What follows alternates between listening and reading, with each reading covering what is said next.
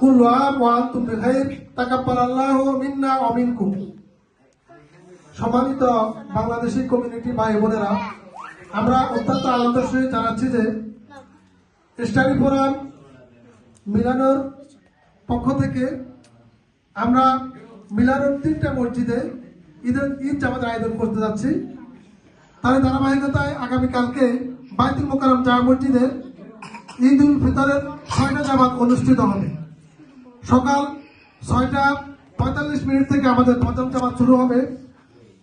সকলকে আমাদের এই মসজিদে ঈদের জামাতে অংশগ্রহণ করার জন্য বিনীতভাবে অনুরোধ করছি। সম্মানিত ভাই বোনেরা, আমাদের প্রতি 45 মিনিট পর পর ঈদের জামাত অনুষ্ঠিত হবে।